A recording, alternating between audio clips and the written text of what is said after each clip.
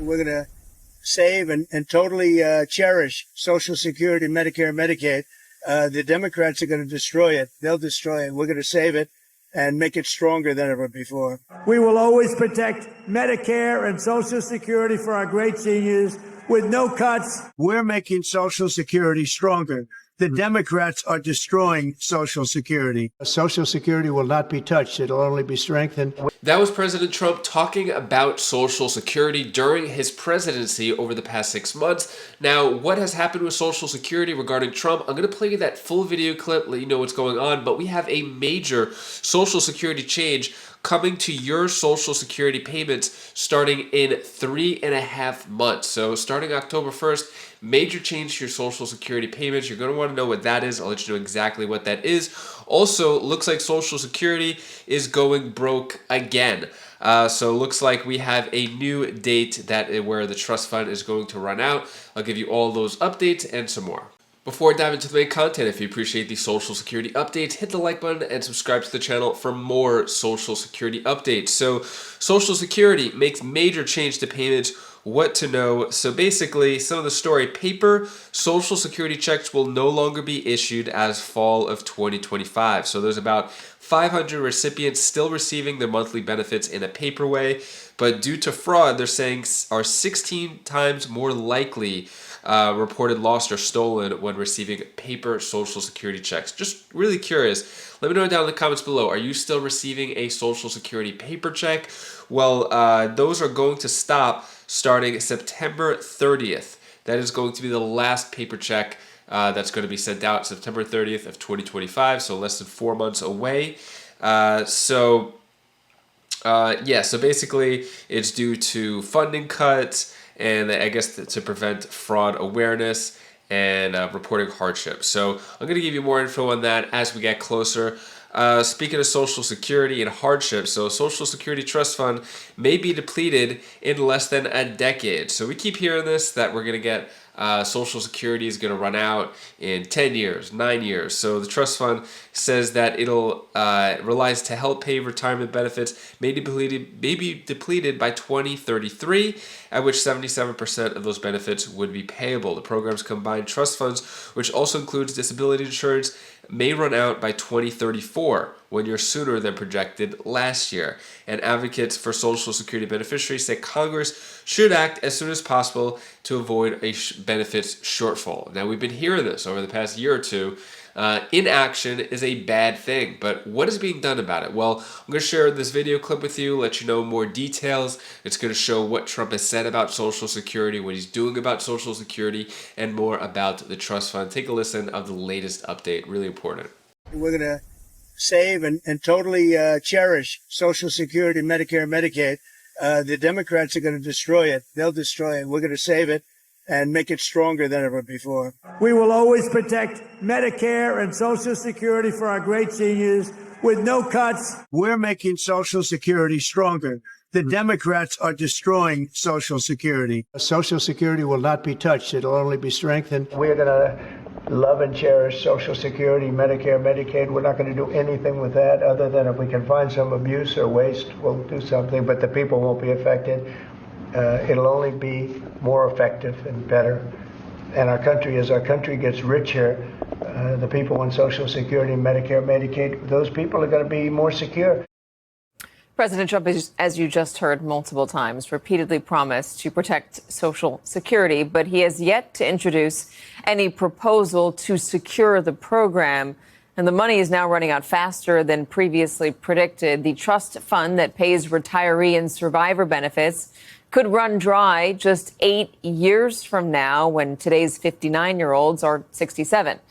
But it could be even sooner, as that timeline does not factor in the projected impacts of the president's agenda, including massive tax cuts, tariffs, and mass deportation plans, all of which could impact the money Social Security relies on.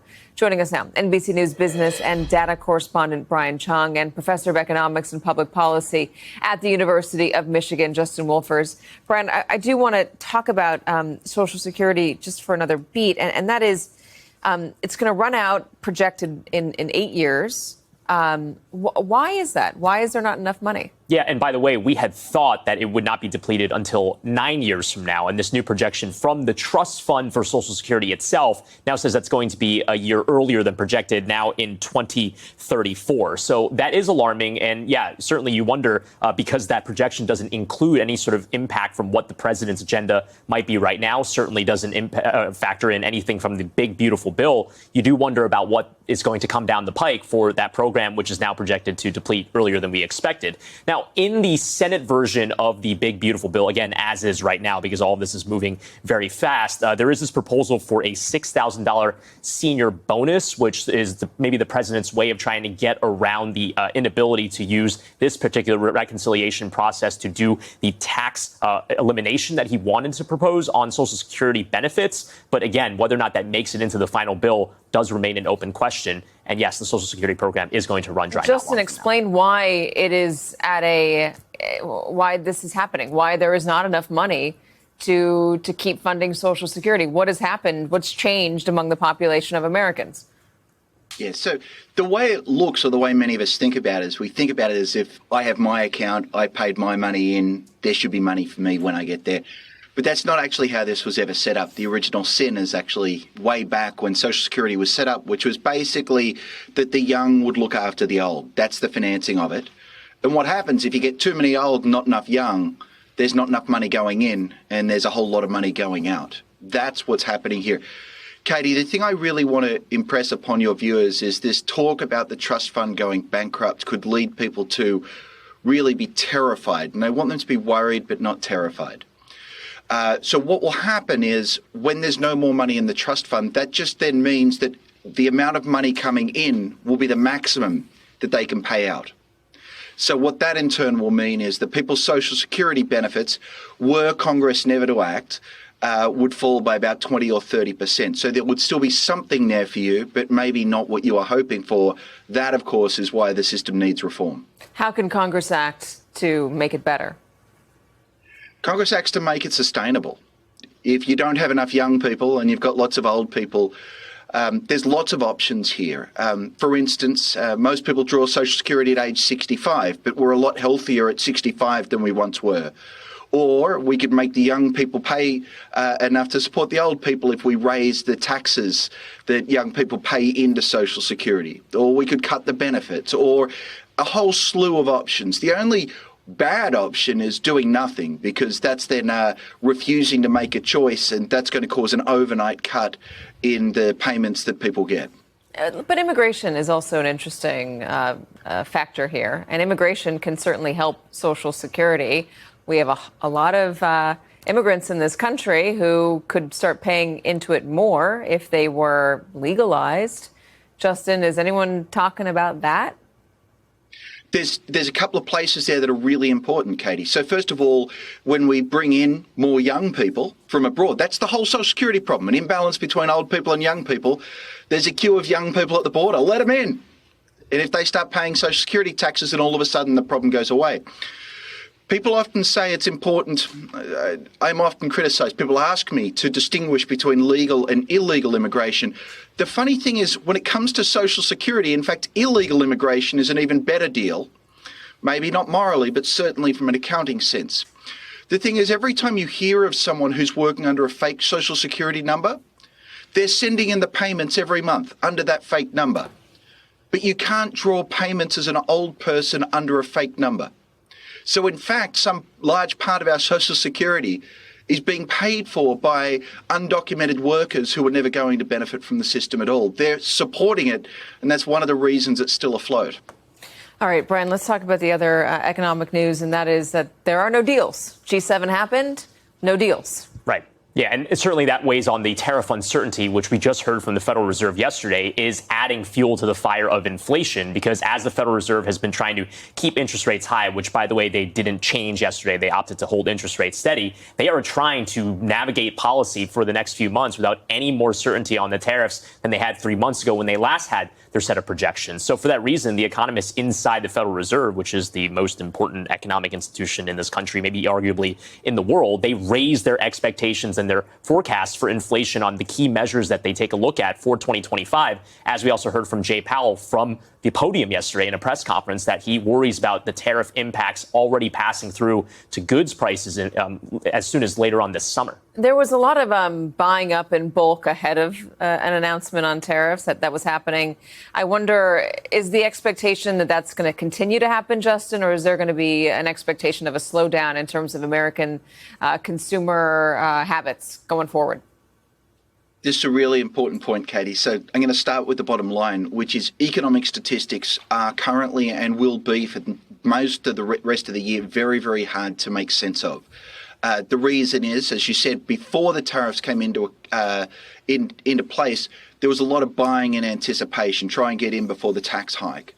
Now, that, of course, distorted the first quarter. That's one of the reasons economic growth was so low. But all that spending that was occurring in the first quarter, a lot of that was spending that would have occurred in the second quarter. And so that in turn is going to distort how the second quarter reads.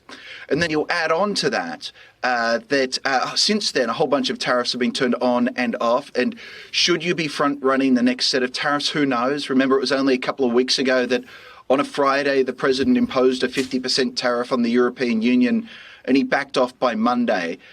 So the other thing that's coming out of this, of course, is tremendous uncertainty. And it looks like for a lot of businesses and a lot of families, that uncertainty is just freezing them in place. Is now a good time to buy a car?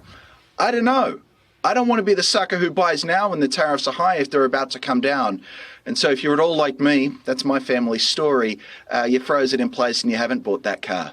What are your thoughts there? So we keep hearing politicians saying they want to do something, yet no votes are happening in Congress. So who's to blame here? The politicians are blaming each other, saying we need to do something about Social Security, but yet the politicians are the one in charge to make a vote to help Social Security. So it's really strange. You would think that with the dozens of Social Security bills in Congress, that they would at least try to have a vote. Let's see where they all stand. Let's see which Congress members are going to get reelected or get the boot, where they stand with increasing, enhancing Social Security. I feel like it's very simple and straightforward, but politicians keep blaming each other. But where do you stand on this? Let me know down in the comments below. And that is all the news that I have for today to hopefully cheer you up a bit. Here's my daughter Belle's tip of the day. Hi guys, this is Belle. This is the tip of the day. I want to tell you the one thing that you should do.